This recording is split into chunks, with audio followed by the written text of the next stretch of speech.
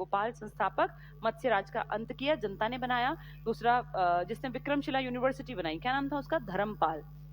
इसके बाद तीसरा हमने पढ़ा देवपाल, जिसके बारे में क्या लिखता है, वो खुद भी लिखवाता है बादल स्तंभ लेख पे कि मैंने द्रविड़ हराए, मैंने हूण हराए, मैंने गुर्जर प्रतिहार हराए। और फिर अरब यात्री सुलेमान भी कहता है कि ये ज्यादा ताकतवर है, इसने राष्ट्रकूट भी हरा दिए और गुर्जर प्रतिहार भी। और चौथा लास्ट हमने पढ़ा है महिपाल, जिसके बारे में क्या बताया कि साउथ का चोल आया और उसने इसको हरा दिया, उसने इस पे आक्रमण किया था। बस ये मेन बात है। सारे के सारे बौद्ध धर्म में इंटरेस्टेड थे। किसकी मूर्तियां बनी है? कांसे की। टी के, तांबा plus tin is equal to कांसा। ठीक है, चलिए अब इनका खात्मा हो गया, पाल वंश खत्म हुआ।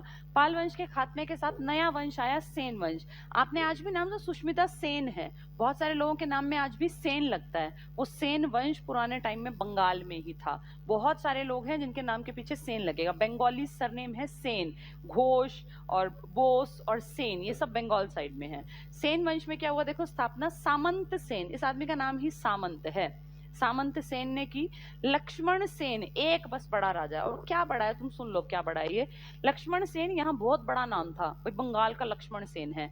लक्ष्मण सेन की एक बार लड़ाई हुई थी जयचंद, गढ़वाल एक राजा था गढ़वाल साइड में जिसका नाम था जयचंद, उससे ये लड़ा और वो राजा हार गया। जयचंद पता है कौन है? जयचंद जो पृथ्वीराज चौहान है ना, पृथ्वीराज चौहान तृतीय, इनके ससुर हैं। तो बहुत बड़े राजा थे जयचंद, एज्ड, एक्सपीरियंस, मैच्योर। उनकी और इसकी लड़ाई हुई तो ये जीत गया। लेकिन जैसे ही विदेशी आया एक लड़ने के लिए, और विदेशी राजा नहीं, विदेशी राजा का एक छोटा सा सैनिक टाइप मान लो, एक छोटी सी सेना लेकर आया, बख्तियार खिलजी। तो बख्तियार खिलजी जब आया ना, तो सच्चाई ये है, सुन के बुरा भी लगेगा, लक्ष्मण सेन दरबार छोड़ के भाग गया। लड़ाई नहीं, एक तो होता है भाई लड़ना, कोशिश करना, अगला छोड़ के भाग गया कि जो मरेगा जो जिएगा मैं अपनी जान बचाऊं। जैसे ही बख्तियार खिलजी आया तो भाग गया। और बख्तियार खिलजी याद करो, वही महानालायक आदमी, अनपढ़ आदमी जो बंगाल को लूटता है, बंगाल से फिर वापसी का रूट पकड़ता है और रास्ते में इसको यूनिवर्सिटी मिलती है नालंदा। तो नालंदा यूनिवर्सिटी में किताबों का ढेर लगा हुआ था, उसमें ये आग लगवा देता है और कहते हैं कि 4 महीने धू धू करके पूरी लाइब्रेरी जलती रही। जो किताबें बची आज वो ये मानी जाती हैं कि अमूल्य हैं। सोचो कितनी जल गई, जिनकी कोई कीमत ही नहीं थी, इतना ज्ञान जला दिया उस मूर्ख आदमी ने। उसी से डर के भाग गए थे लक्ष्मण सेन। लक्ष्मण सेन कमजोर मत मानना, उनको सुने तो कमजोर, लेकिन अपने आप को देखे तो जयचंद को हराया था लक्ष्मण सेन ने। इनके दरबार में एक आदमी था जिसने गीत गोविंद नाम की एक रचना की है, एक किताब लिखी है जिसका नाम था जयदेव। बहुत बहुत इंपॉर्टेंट है एग्जाम के लिए। गीत गोविंद का किसने लिखी है? जयदेव ने। किसके दरबार में था? लक्ष्मण सेन। किसने भगा दिया? किससे डर के भाग गए थे? बख्तियार खिलजी से। कौन सी यूनिवर्सिटी जलाई थी? नालंदा यूनिवर्सिटी। तो देखो जरा, सेन में एक तो सामंत सेन है, एक लक्ष्मण सेन है। सामंत उतना इंपॉर्टेंट नहीं है, ये बड़ा है बस। लक्ष्मण सेन, बख्तियार खिलजी का आक्रमण हुआ था इसके टाइम। महानालायक आदमी था बख्तियार खिलजी, अनपढ़ टाइप का, लेकिन ताकत थी। लक्ष्मण सेन देखो, और जयचंद पहले लड़ा था ये जयचंद से, तो लक्ष्मण सेन राइट का मतलब जीता। जब ये अपने इंडियन राजा से लड़ा तो जीता, तभी तो प्रतापी राजा कहलाया सेन वंश में। जयचंद जो कि गढ़वाल का शासक था वो हारा। तो यहाँ देख के लगता है कि लक्ष्मण सेन ताकतवर टाइप का अच्छा राजा रहा होगा, लेकिन जब पढ़ते हैं आगे तो फिर पता चला पिछले पॉइंट में कि लक्ष्मण सेन तो इतना कमजोर था कि बिना लड़े ही भाग गया था। जब किसका आक्रमण हुआ? बख्तियार खिलजी का, जिसने कौन सी यूनिवर्सिटी जला दी थी? नालंदा। लक्ष्मण सेन के दरबार में वेरी वेरी इंपॉर्टेंट, देखो मैंने इंपॉर्टेंट लिखा हुआ है, हर एग्जाम में कभी ना कभी देखा गया, एसएससी में, कभी DTPL हमेशा पूछते हैं। जयदेव नाम का एक आदमी है जिसकी रचना का नाम है गीत गोविंद। ये पूछते हैं गीत गोविंद की रचना किसने की? जयदेव ने। किसके दरबार में थे ये? किसके में? बहुत बड़ा आदमी लक्ष्मण सेन। कहने को बड़ा, किससे जीता था? गढ़वाल के जयचंद से। ये जयचंद वही है जो मोहम्मद गौरी को बुलाएगा न्योता देके कि आ जाओ जी, इंडिया में लड़ लो और इस पृथ्वीराज चौहान का खात्मा कर दो। लेकिन फाइनली जयचंद का ही खात्मा हो जाएगा। चौहान तो जाएंगे ही जाएंगे, जयचंद का भी खात्मा हो जाएगा अपने इस इन्विटेशन के बाद ही, 2 साल बाद ही। ठीक है, चलिए, तो ये जयदेव का लेखक बहुत इंपॉर्टेंट है, पूछ लेते हैं। अब आते हैं गुर्जर प्रतिहार। इनको हिस्ट्री में प्रतिहार कहा जाता है। पाल, प्रतिहार, राष्ट्रकूट, त्रिपक्षीय संघर्ष का कारण क्या था? कन्नौज की जमीन। कन्नौज कहाँ? यूपी में। तो प्रतिहारों के आगे गुर्जर क्यों लिखा है? ये एक जाति है गुर्जर, और गुर्जर जो हैं ये लक्ष्मण, भगवान लक्ष्मण के कहते हैं वंशज हैं। अब ये कहीं लिखित में ऐसा है नहीं, बस मान्यता है, क्या पता कितनी सच्ची कितनी झूठी। गुर्जर में दो शब्द छिपे हैं, गुजरात और राजस्थान। इसी इलाके में गुर्जर ज्यादा पाए जाते हैं।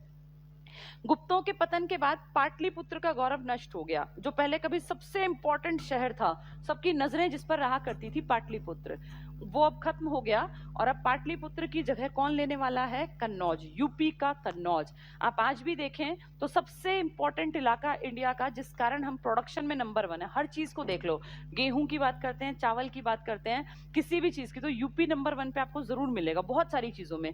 ये वही तो इलाका है कन्नौज का। तो पहले पाटलिपुत्र नंबर 1 था, लेकिन धीरे धीरे पाटलिपुत्र का पतन हुआ और जगह किसने ले ली? कन्नौज ने। इसका महत्व बढ़ने लगा। नेक्स्ट देखना, पुलकेशियन। नाम याद आ रहा है? पुलकेशियन, वो राजा जो कि लड़ा था किससे? हर्षवर्धन से। देखो, पुलकेशियन द्वितीय के चालुक्य बादामी का शासक। बादामी एक्चुअली ना राजधानी का नाम है। चालुक्य एक तरह से वंश कह लो, इलाका भी था। इनकी राजधानी बादामी। ये राजा था, किससे लड़ा था? बहुत पहले हर्षवर्धन से। जब हर्ष ने दक्षिण भारत का अभियान चलाया, नर्मदा नदी पर, दक्षिण में जाने थोड़ी दिया, नर्मदा पे आके खड़ा हो गया पुलकेशिन की, पहले लड़ जीत जाए तो दक्षिण में जाना, वरना जाएगा नहीं, और वहां हार गया। और इसीलिए उत्तर भारत का सम्राट है, दक्षिण भारत का नहीं, हर्षवर्धन। इस पुलकेशिन द्वितीय ने एक अभिलेख लिखवाया था, सबको याद होगा, ऐहोल, जहां अपनी बड़ाई की थी। और करे भी क्यों ना भाई, हर किसी की इच्छा होती है, बड़े राजा को हराएगा तो लिखवाएगा। इस ऐहोल अभिलेख पे ही लिखा हुआ है कि कैसे कैसे हर्षवर्धन हारा। ऐहोल अभिलेख में इस जाति का पहली बार नाम आया। इससे पहले इस जाति का नाम लिखित में नहीं था। तो पूछ लेंगे, गुर्जर जाति का किसी अभिलेख में जिक्र हुआ है, किसने लिखवाया वो? तो चालुक्य नरेश पुलकेशिन द्वितीय का कौन सा अभिलेख है? ऐहोल। पुलकेशिन को छोटा आदमी मत मानो, इसने उत्तर भारत के सम्राट को हराया है। और इसी अभिलेख में किसका नाम आया? गुर्जर। तो सबसे पहला उल्लेख है गुर्जर। देखो, दो शब्दों से बना है, गुजरात प्लस राजस्थान। तो गुर्जर, गुजरात प्लस राजस्थान। त्रिपक्षीय संघर्ष क्या था? 3 पक्ष लड़े। किसके लिए लड़े? ये कन्नौज के लिए। कौन कौन लड़े? पाल लड़े, मैंने आपको 4 नाम बताए। गोपाल, मत्स्य शासन का अराजकता का खात्मा किया। फिर पढ़ाया आपको धर्मपाल, विक्रमशिला यूनिवर्सिटी बनाई, नालंदा विहार को गांव दान में दिए। फिर हमने पढ़ा देवपाल, जिसने कि राष्ट्रकूटों को हराया, ऐसा लिखित में है। और फिर हमने पढ़ा महिपाल के बारे में। तो बौद्ध धर्म के सारे ये अनुयायी थे। प्रतिहार गुर्जर हम पढ़ रहे हैं, कोई एक राजा ऐसा सच नहीं है, लेकिन फिर भी गुर्जरों का नाम था। ऐहोल अभिलेख जो किसने लिखवाया? पुलकेशिन द्वितीय ने, जिसमें कि किस राजा की हार का जिक्र है? हर्षवर्धन, जो इंडिया उत्तर भारत का बड़ा राजा था, वहां गुर्जर जाति का पहली बार नाम आया ऐहोल अभिलेख में। राष्ट्रकूट मैंने अभी नहीं पढ़ाया, लेकिन त्रिपक्षीय में ये एक नाम है जिसको हम कल पढ़ेंगे, राष्ट्रकूट कौन थे। तो ये तीनों का संघर्ष क्या कहलाता है? त्रिपक्षीय संघर्ष। किसके लिए लड़ रहे हैं ये? अपने अपने इलाके के राजा हैं, लेकिन लड़ रहे हैं कन्नौज के लिए, क्योंकि कन्नौज अब जैसा पहले पाटलिपुत्र था, आज कन्नौज सबसे बड़ा है। ठीक है, लास्ट पेज आ गया। मिहिर भोज है एक राजा, प्रतिहार, गुर्जर प्रतिहार। जैसे पाल के 4 थे ना, ऐसे प्रतिहार का इंपॉर्टेंट राजा एक मिहिर भोज। इसका बेटा है, मिहिर भोज से इंपॉर्टेंट इसका बेटा है महेंद्र पाल। नाम में पाल है, लेकिन पाल वंश का नहीं है। देवपाल था, महिपाल था, धर्मपाल था, गोपाल था। इसके नाम में पाल है, पर गलती मत करना, ये गुर्जर प्रतिहार में है। महेंद्र पाल के दरबार में एक बहुत बड़ा आदमी रहता था, जिसका नाम था राजशेखर। अभी देखो, मैंने जयदेव बताया था, गीत गोविंद के लेखक हैं जयदेव। किसके दरबार? लक्ष्मण सेन। लक्ष्मण सेन कौन? सेन वंश का, जो पाल वंश के बाद आया बंगाल साइड में, जिसमें लक्ष्मण सेन प्रतापी राजा। क्यों? क्योंकि जयचंद को हराया था। डरपोक राजा क्यों? बख्तियार खिलजी आया विदेशी तो अपना एरिया छोड़ के भाग गया। राजा नहीं था बख्तियार खिलजी, एक छोटा सा सैनिक था, सैनिक से ही छोड़ के भाग गया अपना इलाका। तो ये जो पाल वंश के बाद हम प्रतिहार पढ़ रहे हैं, उसमें एक आदमी है महेंद्र पाल। नाम से पाल बेशक है, लेकिन है प्रतिहार। राजशेखर नाम का एक लेखक है, इसकी किताब आ जाती है कर्पूर मंजरी। ये पूछ लेते हैं किताब किसने लिखी? कर्पूर मंजरी। ये लिखी है उस आदमी ने जो प्रतिहारों का बड़ा राजा है। राजशेखर लेखक है, और राजा जिसके दरबार में महेंद्र पाल। ठीक है, राजशेखर राइटर है, इसका नाम और इस किताब का नाम पूछ सकते हैं। महिपाल, अब देखो नाम से पाल लगेगा, लेकिन है अलग। महिपाल, इसके काल में बगदाद का एक आदमी आता है जिसका नाम है अल मसूदी। अभी मैंने सुलेमान बताया था, याद है? सुलेमान कहाँ से आया था? अरब यात्री था। उसने क्या लिखा था कि पाल ज्यादा ताकतवर है, राष्ट्रकूटों से भी ज्यादा और प्रतिहारों से भी ज्यादा, उसी के टाइम में आया था। अब यहाँ महिपाल नाम का एक आदमी है, ये प्रतिहारों में है, इसके टाइम में अल मसूदी आया है। तो सुलेमान आया, अल मसूदी आया, अब कई आएंगे, पहले फाहियान आया था, उससे पहले कभी जो ये था, क्या नाम था इसका, ह्वेनसांग, लेटेस्ट है, पहले फाहियान फिर ह्वेनसांग, अब हमने पढ़ा सुलेमान और अब पढ़ रहे अल मसूदी। ठीक है, तो ये पाल वंश सेन वंश में आए हैं। आगे देखो, महमूद गजनवी के आक्रमण के समय लगभग विघटन हो चुका था गुर्जर प्रतिहार का। गुर्जर प्रतिहार लगभग विघटित थे, किसके टाइम में? महमूद गजनवी के टाइम में। ये गजनवी विदेशी है, और जब ये गजनवी वगैरह आने लग गए ना, तो अब समझ जाओ कि हमारा एंशिएंट इंडिया खत्म हो जाएगा, क्योंकि हमारे चुटपुट राजा जो कन्नौज के लिए लड़ रहे हैं, आपस में लड़ रहे हैं, डर जाते हैं, भाग जाते हैं, इन सब पे आके विदेशी अटैक करके और अपनी जगह बना लेंगे, और इन सब को इन्हीं के इलाके में एक तरह से खत्म कर देंगे। और आज हमने जो पढ़ा, ये तो मैंने पहले रिवाइज कराया था, आज हमने जो पढ़ लिया है वो क्या है, एक बार दोबारा देख लेते हैं, ताकि फिर कल इस कहानी को आगे बढ़ाएं। हमने आज पढ़ लिया वो जो 5 पहले पढ़ा है, उसके अलावा यहाँ पे पाल, प्रतिहार, राष्ट्रकूट, ये 3 पढ़ रहे हैं आज हम। राष्ट्रकूट पढ़ाए नहीं है, इन दोनों को पढ़ा दिया।